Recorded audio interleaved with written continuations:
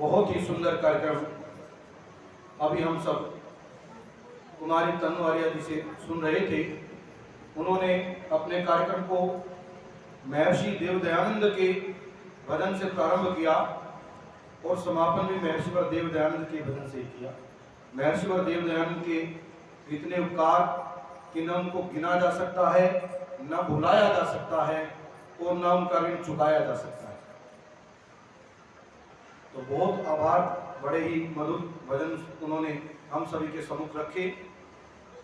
अब इस कार्यक्रम को बहुत ही सुचारू रूप से चलाने के लिए आप सभी दानी महानुभावों ने जो दान राशि आर्य समाज को सहयोग के रूप में दी है, मैं वो आप सभी के सम्मुख रख रहा हूँ। 100 रुपये श्री राम कुमार जी जलालपुर कला, ये सुबह की सभा में आए थे, उस समय कार्यक्रम के पश्चात इन्होंने राशि दी थी, बहुत आभार। 1100 रुपये आर्य समाज खांडा खेड़ी की तरफ से प्राप्त हुए हैं। उनके प्रधान श्री विजय आर्य जी और श्री रवि आर्य जी आए थे प्रातःकाल की सभा में, अत्यंत आभार। पहले दिन की सभा में भगवान दास आर्य जी भी आए थे, उनकी तरफ से भी सहयोग प्राप्त हुआ था, तो अत्यंत आभार। 100 रुपये श्री हरिदर्शन जी जो आर्य समाज रामनगर में ही रहते हैं और अहरनिश सुबह 4 बजे से लेकर और रात को मैं समय नहीं बता सकता कि पूरा दिन रात वो सेवा करते हैं सभी आए हुए आगंतुकों की, विद्वानों की, और बड़े श्रद्धा भाव से लगभग 23 वर्ष हो गए उनको इस आर्य समाज में सेवा का काम करते हुए, और 100 रुपये सहयोग देकर भी हम सभी का हौसला उत्साहवर्धन कर रहे हैं, बहुत धन्यवाद। 1100 रुपये आदरणीय श्री रामकर्ण जी आर्य जो हमारे आर्य समाज के रामनगर के संरक्षक हैं, वो अपनी नेक कमाई से दान दे रहे हैं, अत्यंत आभार। 500 रुपये श्री पूजन जी आर्य इधर पीछे बैठे हैं, बड़े श्रद्धालु व्यक्ति हैं, वो भी अपनी सात्विक कमाई से इस कार्यक्रम की सफलता हेतु 500 रुपये का दान कर रहे हैं, अत्यंत आभार। हम उनका यहाँ पधारने पर भी हार्दिक अभिनंदन करते हैं।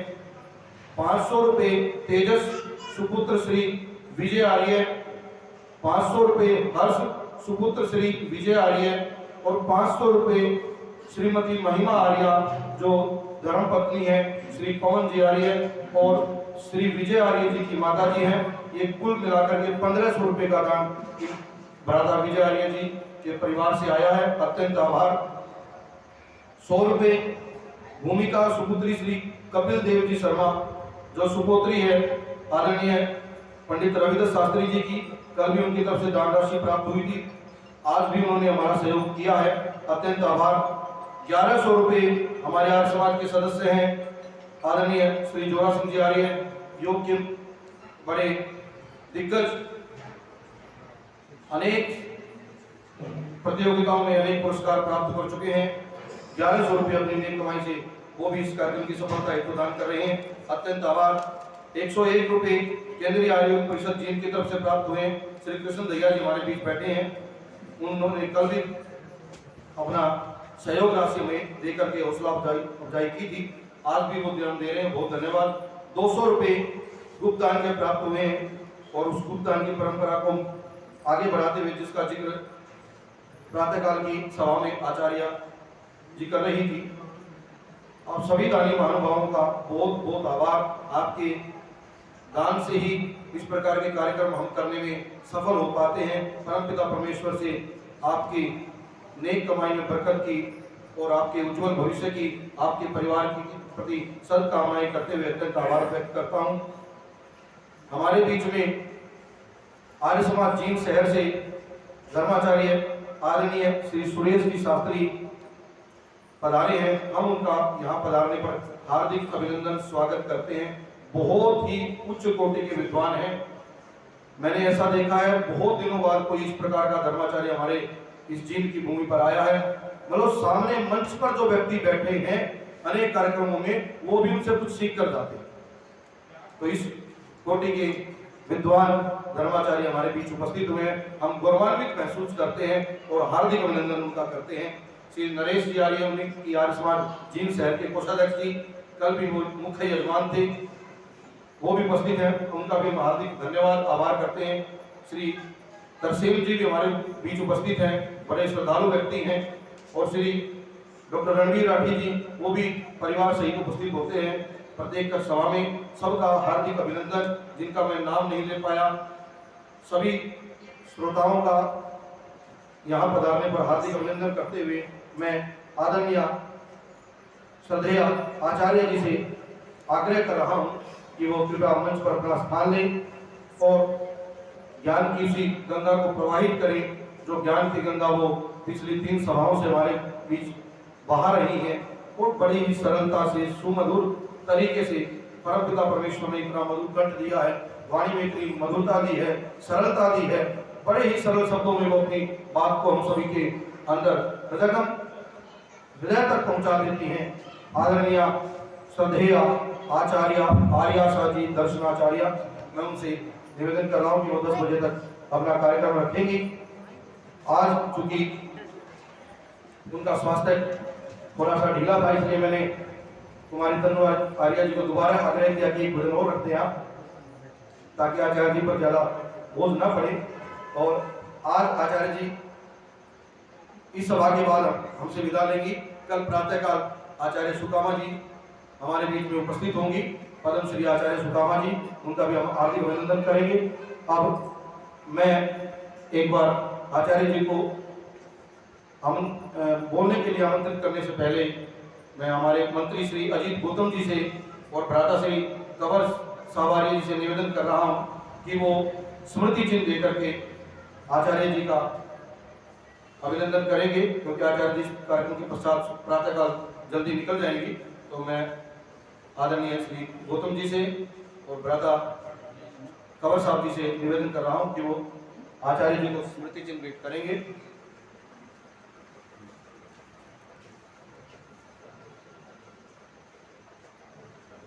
आर्य समाज की तरफ से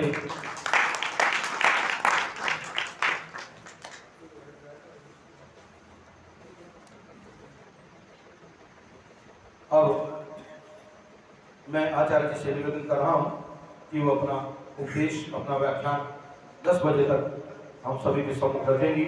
आदरणीय श्रद्धेय आचार्य।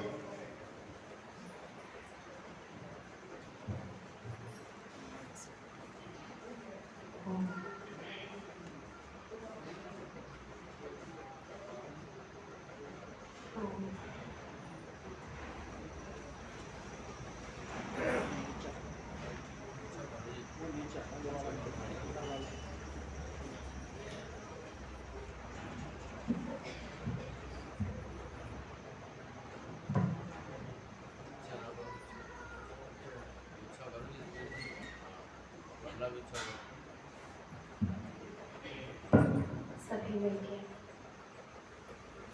सीधे होकर बैठिएगा, कमर पीठ गर्दन को सीधा करेंगे।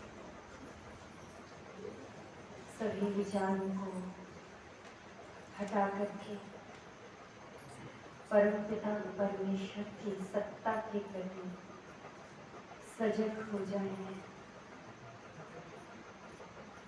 अपने मन को वर्तमान में रखिए।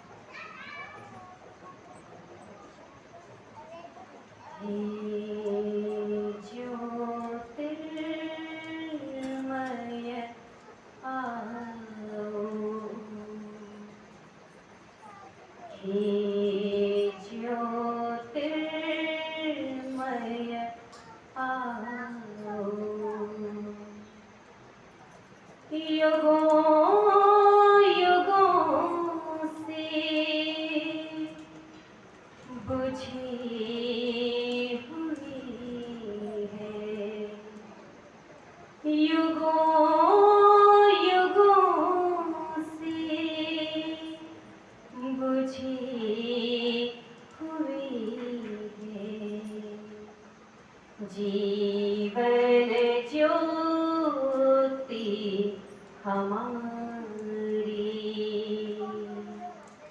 जीवन ज्योति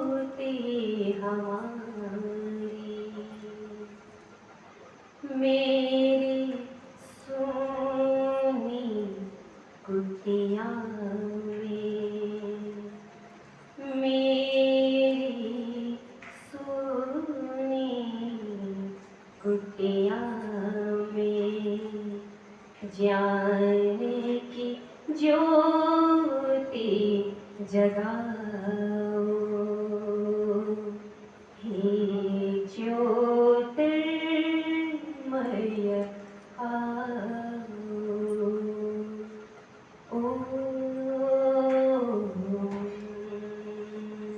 अग्र आया हि वीतये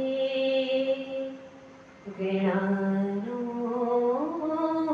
हव्यदातये निहोता सत्सि बर्हिषि हे ज्योतिर्मय आओ।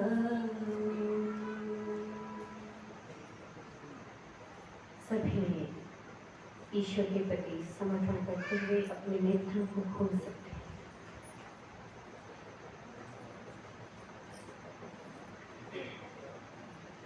आर्य समाज रामनगर के प्रधान जी, मंत्री जी, श्री यजवीर आर्य जी, कुशल कार्यकर्ता, आर्य समाज जीव शहर से आए हुए श्री धर्माचार्य आचार्य जी, वंदनीय मातृशक्ति,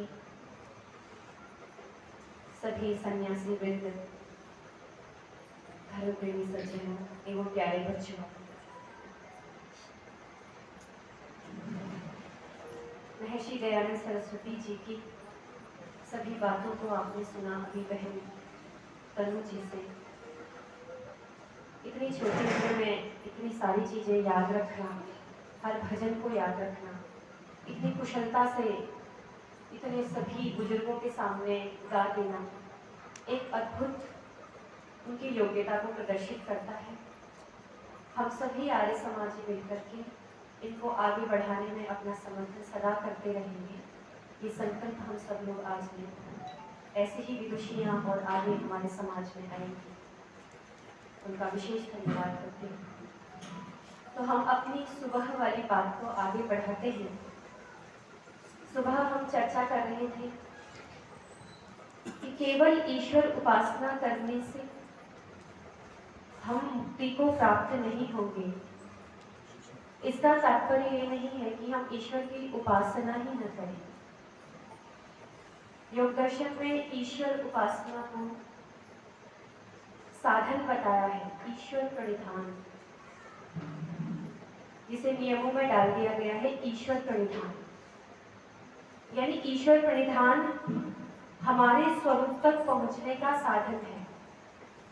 अगर हम ईश्वर की उपासना करते हैं तो वो हमें हमारे स्वरूप तक पहुंचाएगा, ईश्वर का साक्षात्कार नहीं कराएगा। वो साधन है, पुल है। उपनिषदों में भी आता है कि वो एक पुल की भांति काम करता है, हमें अपने स्वरूप तक ले जाने में। ईश्वर उपासना करने से हमारे चित्त की शुद्धि होती है। हमारी जो बुद्धि है वो सन्मार्ग की ओर चलती है और ईश्वर की कृपा को अनुभव करके हम अपने जीवन में अच्छे कामों को करने की प्रेरणा प्राप्त करते हैं। हमारे भीतर से अच्छे काम करने की प्रेरणा आती है। तो ईश्वर उपासना अत्यंत आवश्यक है ही, इसमें कोई दो राय नहीं है। परंतु केवल ईश्वर उपासना यानी जो हम संध्या करते हैं, ईश्वर के गुणों का चिंतन करते हैं, उतने मात्र से हम अपने स्वरूप तक अर्थात मुक्ति तक नहीं पहुंच सकते। मुक्ति तक पहुंचने के लिए हमें अपने शरीर से ऊपर उठना होगा। जैसे कि हम सुबह समझ रहे थे, हमें अपने राग द्वेषों से ऊपर उठकर के चित्त की शुद्धि करनी होगी और वो चित्त की शुद्धि जो है वो निष्काम कर्मों से होगी, श्रेष्ठ कर्मों से होगी। परंपरा से कर्म, श्रेष्ठ कर्म, पुण्य कर्म, निष्काम कर्म हमारी चित्त की शुद्धि करते हैं और फिर हमें मुक्ति की ओर अग्रसर करते हैं। ये हमने समझा था। अब महानुभाव, अपने स्वरूप तक पहुंचने के लिए हमें तर्क से समझना होगा पहले जो हमारे वेदों का सिद्धांत है त्रैतवाद। इस त्रैतवाद को हम किसी को बताएं यदि, आप सब लोग जानते ही हैं, लेकिन वेदों का पढ़ना पढ़ाना और सुनना सुनाना है आर्य का परम धर्म है।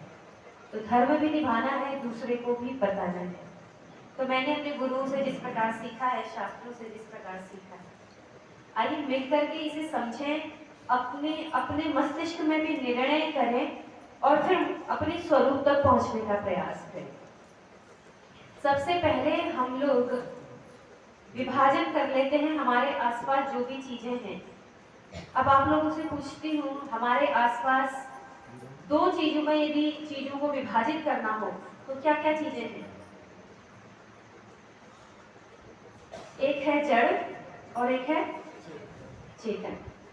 अभी यहाँ पर हम जब बैठे हैं, बच्चों को भी, जो युवा वर्ग बैठे हैं उनको भी समझ में आएगा। क्लासिफिकेशन समझते हैं, हमें क्लासिफाई करना है कि यहाँ पे क्या दो चीजें हैं, एक तो जड़ चीजें हैं और एक चेतन चीजें हैं। अब हम अपने इस यज्ञशाला में चारों तरफ देखें तो हमें क्या दिख रही है? जड़ चीजें और चेतन चीजें। यद्यपि हमारा शरीर भी जड़ है लेकिन हम अभी उसमें हैं तो हम चेतन कहे जाएंगे। तो जड़ और चेतन हमें अभी अपने यज्ञशाला के भीतर दिख रहे हैं। अब हम यज्ञशाला से बाहर चले जाएं, मार्केट में चले जाएं, बाजार में चले जाएं, वहां भी क्या चीजें दिखाई देंगी? जड़ और चेतन। वहां से बाहर चले जाएं, जंगल में चले जाएं, वहां भी क्या चीजें दिखाई देंगी? जड़ और चेतन। यही दो चीजें क्लासिफाई होगी। अब वहां से आप आसमान में, ब्रह्मांड में चले जाइए, वहां भी क्या चीजें दिखाई देंगी? जड़ और चेतन। चेतन हम दिखाई दे रहे हैं, जड़ पूरा ब्रह्मांड जड़ रूप में, जड़ रूप में है पूरा ब्रह्मांड। तो अब हमारे सामने दो चीजें आ गई हैं।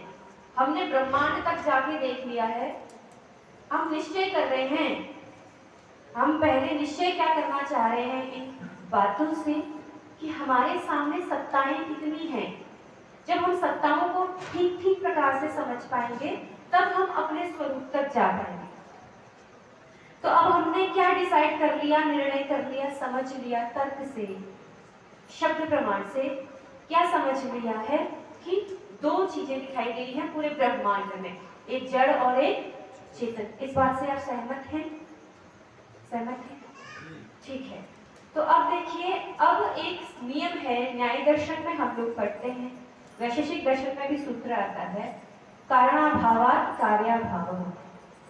इसको हम और दृष्टि से देखें तो बिना कारण के कार्य नहीं होता है। अब देखिए, कॉज एंड इफेक्ट रूल हम इसे इंग्लिश में बोल देते हैं। ये माइक हमारे सामने व्यवस्थित ढंग से है, ये क्या बिना बनाए बन गया होगा? इसको बनाने वाला कोई है।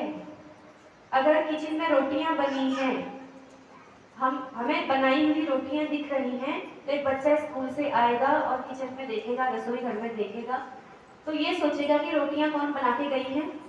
माँ बना के गई है।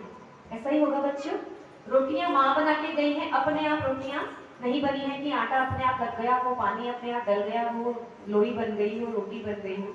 ऐसा बिल्कुल भी संभव नहीं होगा।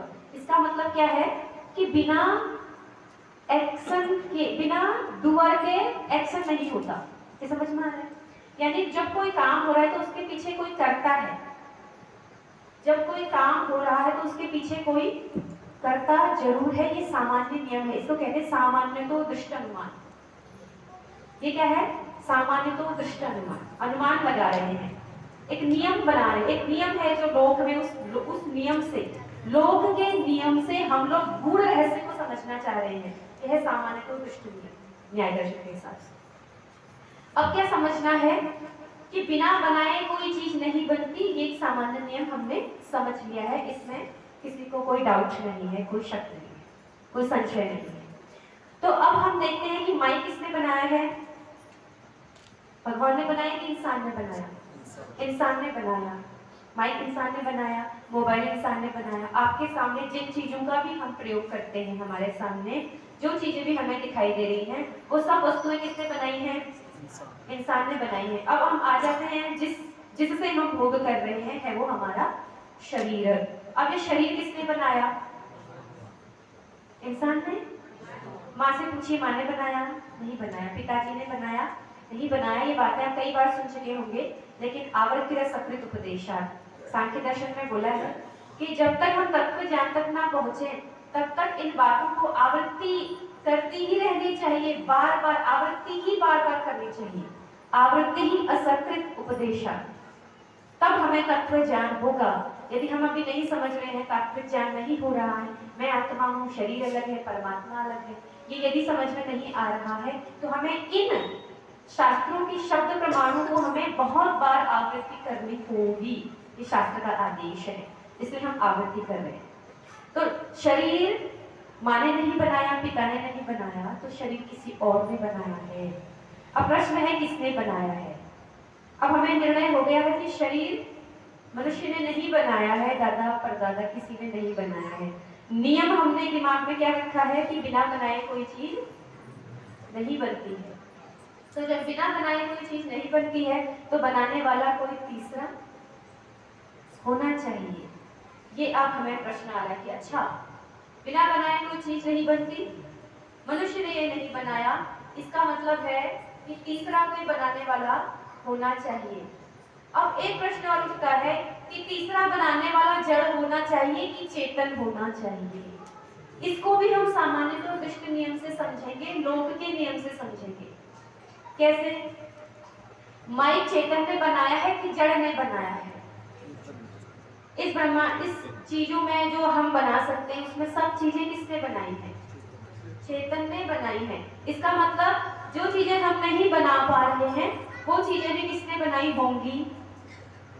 किसने बनाई होंगी? चेतन ने। वो कोई चेतन होना चाहिए। अब हमें, जब हमने क्लासिफिकेशन किया था कि जड़ और चेतन है, पूरे ब्रह्मांड को हमने देख लिया कि जड़ और चेतन है। अब हमें एक तीसरी वस्तु और मिल रही है, लेकिन वो किस फॉर्म में मिल रही है? चेतन के फॉर्म में मिल रही है। हमें तीसरी वस्तु क्या मिल रही है? चेतन मिल रही है। जड़, क्योंकि लोक में सामान्य नियम है ही नहीं कि जड़ वस्तु अपने आप बन रही हो। रोबोट भी यदि अपने आप काम कर रहा है, तो उसके पीछे सिस्टम काम कर रहा है, उसमें व्यवस्था डाली गई है। उसको कंट्रोल करने वाला कौन है? चेतन है। ये समझ में आ रहा है? तो कंट्रोल करने वाला कौन है? चेतन है। मोबाइल काम कर रहा है, तो उसको कंट्रोल करने वाला कौन है? चेतन है। तो अब अपने शरीर से बाहर चले जाते हैं ब्रह्मांड में। नियम बैठा हुआ है कि बिना बनाए कोई चीज नहीं बनती है। जब ब्रह्मांड में गए तो वहां हमें व्यवस्थित सारी चीजें दिखाई दे रही है। कैसी दिखाई दे रही है? टू दी पॉइंट, व्यवस्थित। जिसको ज्योतिष शास्त्र पढ़ेंगे, थोड़ी बहुत हमें पढ़ने का अवसर मिला, कभी भविष्य में आना होगा तो संकल्प पाठ, ऐसी गणित, ऐसी गणित, ऐसी गणित, इतनी सरल और इतनी सटीक गणित संकल्प पाठ में जो हम सुबह करते हैं। हमारी संस्कृति सबसे पुरानी क्यों है, वो संकल्प पाठ में बताता है। तो हम बोर्ड में सीखेंगे उसको, हमारी युवाओं को पता चलेगा कि क्या हमारी संस्कृति में छिपा हुआ है। वो संकल्प पाठ क्या चीज है, उसकी एक एक चीज, उसकी जो टाइमलाइंस है, कोई उसको काट नहीं सकता।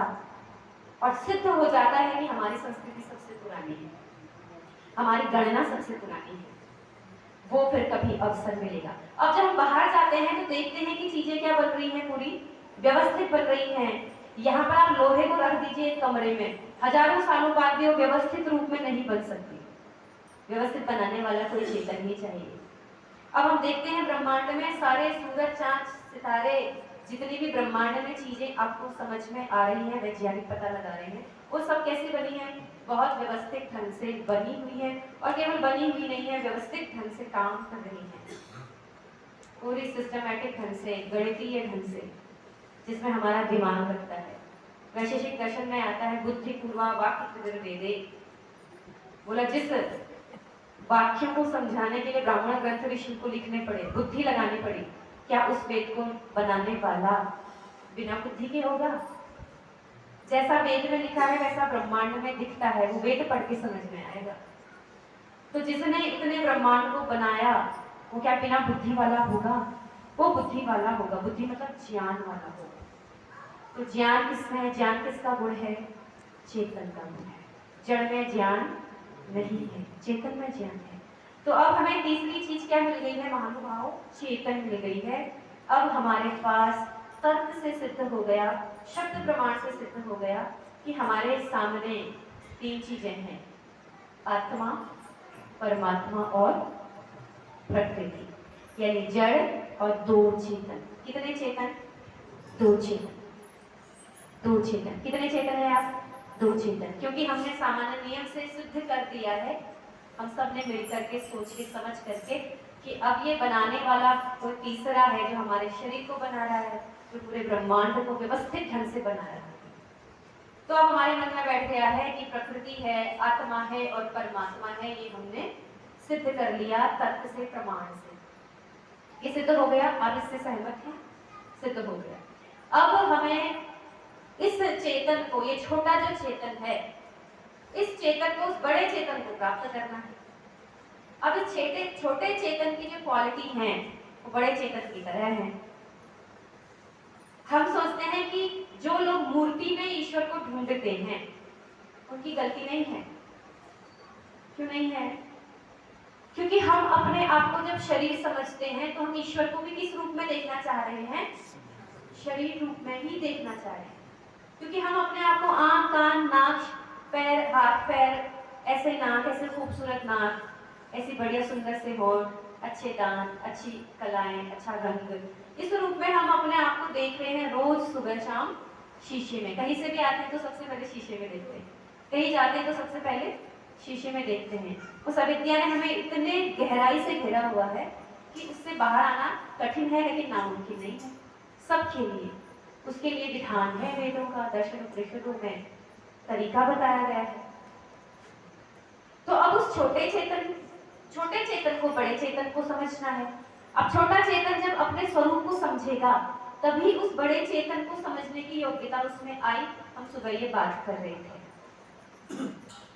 समझ में आ रही है? अब उसको जब लगेगा कि मैं निराकार तत्व हूँ, मैं ज्ञान स्वरूप हूँ, मैं अनुभव करने वाली शक्ति हूँ, मैं ये शरीर नहीं हूँ, वांग मात्र से नहीं, अनुभव से। कैसे समझेंगे हम? अनुभव से। अब अनुभव होगा कैसे? ये योग दर्शन की प्रक्रिया से, शास्त्रों की प्रक्रिया से।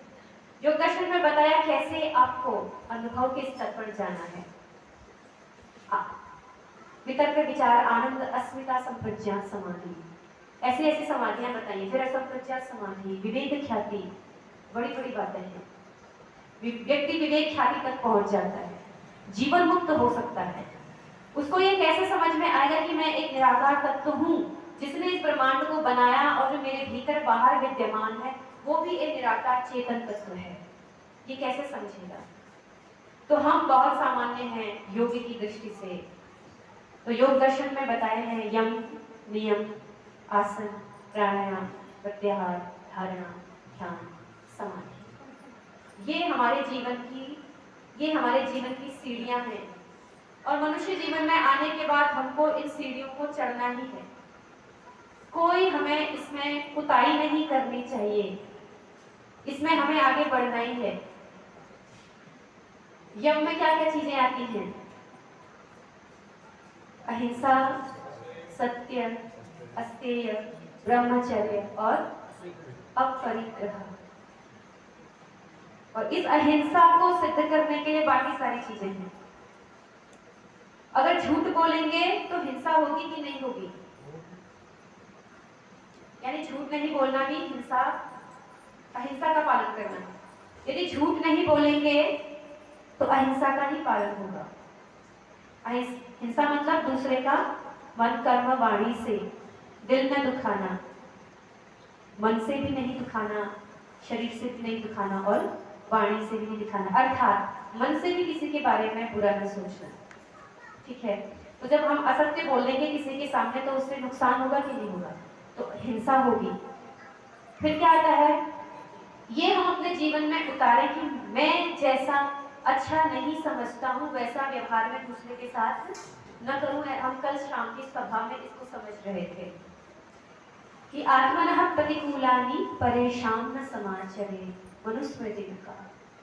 मेरी आत्मा को जो अच्छा नहीं लगता है मैं दूसरे के साथ वो ना करूं। यदि ये बात मुझे समझ में आ जाती है तो मैं सत्य, अहिंसा का मैं क्या कर रहा हूँ, पालन कर रहा हूँ।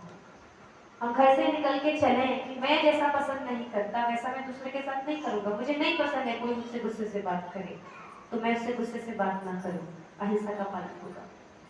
चोरी करने से हिंसा होगी कि नहीं होगी? चोरी करने से हिंसा होगी।